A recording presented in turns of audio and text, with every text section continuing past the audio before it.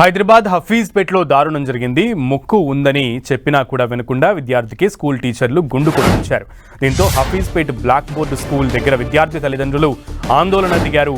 తమకు చెప్పకుండా తమ కుమారుడికి గుండు ఎలా కొట్టిస్తారని స్కూల్ ప్రిన్సిపల్పై తల్లిదండ్రులు ఆగ్రహం వ్యక్తం చేశారు.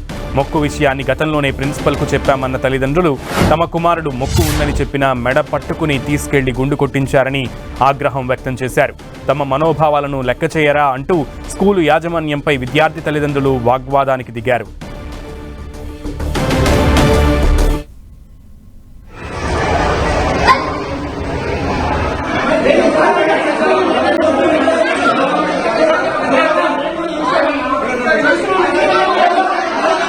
హఫీజ్పేటలో దారుణం జరిగింది. బ్లాక్ బోర్డ్ ద స్కూల్ అనేటువంటి యాజమాన్యం విద్యార్థికి మొక్కు ఉందని తెలిసినా కూడా గుండు కొట్టించినటువంటి ఉదంతం వెలుగులోకి వచ్చింది.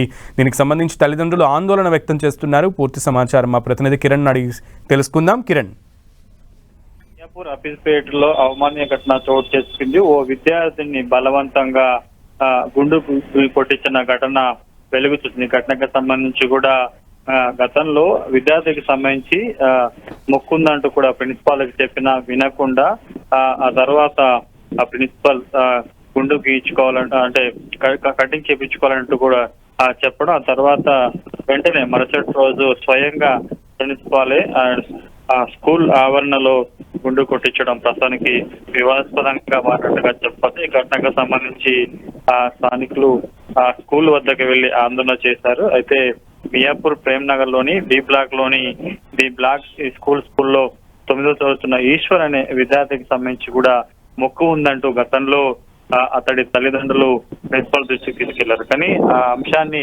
అతడి దృష్టిలో పెట్టుకోకుండా కూడా కక్ష పెంచుకొని కావాలని గుండు గీయించిన ఘటనకు సంబంధించి కూడా అటు విద్యార్థి తల్లిదండ్రులు ఆందోళన వ్యక్తం చేస్తే ఘటనకు సంబంధించి కూడా ఉదయం నుంచి ఆందోళన చేస్తున్నారు. ఇక తమ మనోభావాలను లెక్క చేయకుండా ప్రిన్సిపల్ కి గతంలో అంశానికి సంబంధించి కూడా ఆయన దృష్టి తీసుకెళ్ళినా కూడా తమ మనోభావాలను దృష్టిలో పెట్టుకోకుండా ఈ రకంగా వ్యవహరించడం పైన కుటుంబ సభ్యులు తర్వాత కుటుంబ బంధువులు ఆందోళన చేస్తున్నారు. ఓకే కిరణ్.